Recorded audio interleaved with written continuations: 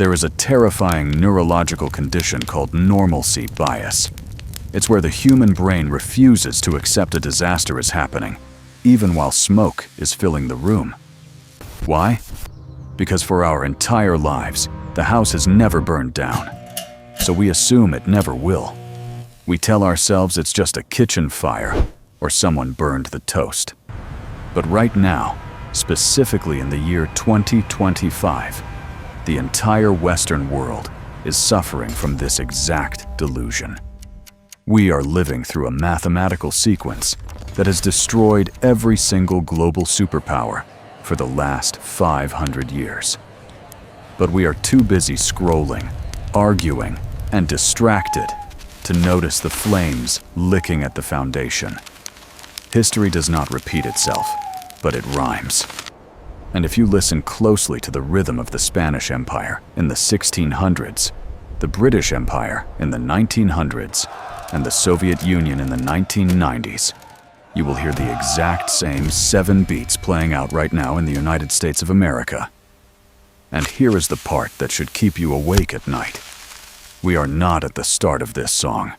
We are already at stage 5. This is not a conspiracy theory. It is not political fear-mongering. It is simple, brutal arithmetic. And once you see the pattern, you will never look at a dollar bill or a news headline the same way again. Because the collapse of a superpower does not look like an explosion in a movie. It looks like a slow strangulation. It looks like everything getting slightly more expensive, slightly more dangerous, and slightly more broken year after year, until suddenly it happens all at once. To understand where we are going, we have to look at the first modern victim of this cycle, the Spanish Empire. In 1590, Spain was effectively the master of the universe. They had the best army, the biggest navy, and they controlled the global reserve currency. But they made a fatal mistake that feels hauntingly familiar today. They confused money with wealth. Spain discovered massive silver mines in the Americas and started shipping hundreds of tons of silver back to Europe. They thought they were rich, but they were just inflated. Here is the detail history books often miss. When you flood an economy with easy money, the culture changes. Nobody wants to work anymore. A generation of Spanish nobility, the Hidalgos, grew up believing that manual labor and manufacturing were for peasants. Why build a factory when you can just dig up silver? Or in our case, print dollars. Eventually, the easy money destroyed their domestic industry.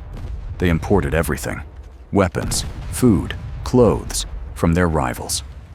Spain went from owning the world to being a bankrupt, second-rate power in less than 3 generations. Because they broke the first rule of empire. You cannot consume more than you produce forever.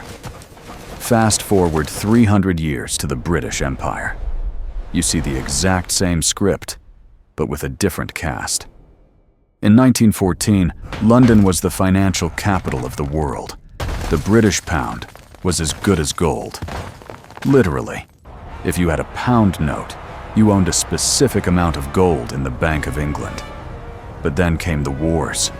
Britain fought World War I and II to save civilization. They won the military victory, but they lost the economic war. To pay for the tanks and the planes, they borrowed massive amounts of money and debased their currency. They went from being the world's banker to the world's beggar. By 1945, the empire evaporated, not because they lost a battle on the field, but because they lost the checkbook. The gravity of debt crushed the sun that never set. Then we have the Soviet Union. This example is critical because it shows how fast it happens in the modern era. The USSR was a terrifying nuclear superpower. They had 40,000 nuclear warheads. They had satellites in space. But internally, they were rotting. While the government projected strength with military parades, the average citizen stood in line for 4 hours just to buy bread. This is the duality of Stage 5, a government that looks powerful on the outside, but has a hollowed-out economy on the inside. Stage 1. Military overextension.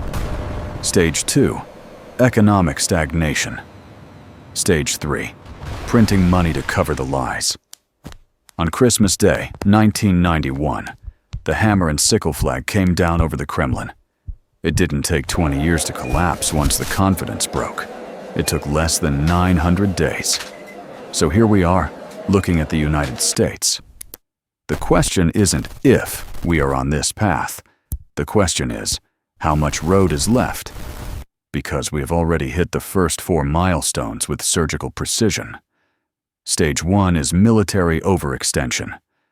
Right now, the U.S. maintains over 750 military bases in 80 different countries.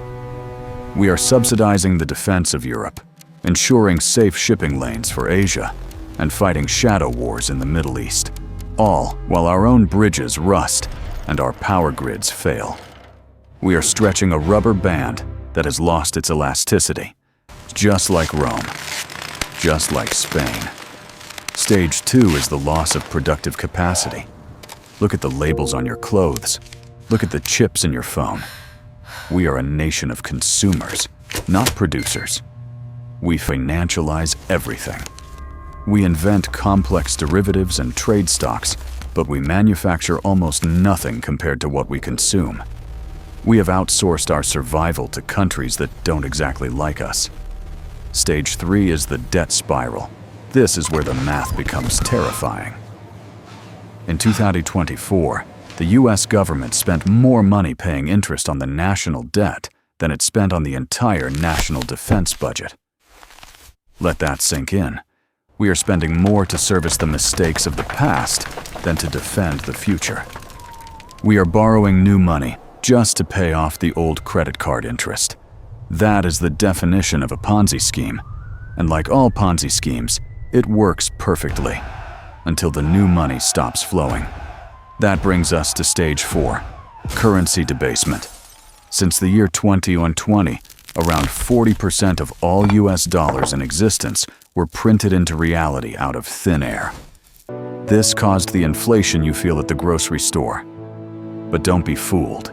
Prices aren't going up. The value of your money is going down. A house didn't become twice as valuable in 5 years. Your dollar became twice as weak. This is the hidden tax that destroys the middle class to bail out the system. And now, we are living through stage 5, social decay and polarization. When the economic pie stops growing, people start fighting over the crumbs. The rich get richer because they own assets that inflate. Stocks, real estate, gold. The working class gets crushed as their wages buy less and less. This creates a feeling that the game is rigged. And when people feel the game is rigged, they flip the board. Politics becomes toxic. Trust in institutions dissolves. Neighbors turn on neighbors. So what comes next? Stage 6 is the loss of reserve currency status. This is the event horizon. For decades, there was a deal. The world sold us real stuff: oil, cars, electronics, and we gave them green pieces of paper. It was the greatest deal in history for America. But the deal is changing. The BRICS nations are buying gold at record rates. Saudi Arabia is considering selling oil in other currencies, ending the petrodollar dominance. Central banks are diversifying. When the world decides they no longer want to hold dollars, those trillions of greenbacks currently overseas will come flooding back home. And that brings hyperinflation. That brings the reckoning. And that is when we hit stage 7, the collapse. Collapse does not mean the world ends. The sun will still rise. But it means a massive, unavoidable reduction in the standard of living. It means your savings by half of what they used to. It means the safety nets disappear. It means the end of American exceptionalism and the beginning of a hard new reality. But here is the irony and the opportunity for you. Empires fall, but people survive. Wealth is never truly destroyed during these transitions. It is merely transferred. In the 1920s, German hyperinflation, the people who held cash lost everything. But the people who held factories, gold, land, or productive skills, they didn't lose their wealth. They just repriced it in the new currency. The system isn't broken. It is working exactly as it was designed to work for a debt cycle that is coming to an end. You can choose to be angry about the pattern, or you can choose to respect it. But you cannot ignore it. Because the music is stopping. There are not enough chairs for everyone. So the most patriotic thing you can do right now is not to blindly trust that the government will save you, but to secure your own independence. Learn a skill. Own assets that the government cannot print. Get out of debt. Because when the history books are written about this decade, they will say that the warning signs were flashing neon red, but only a few people were looking in the right direction.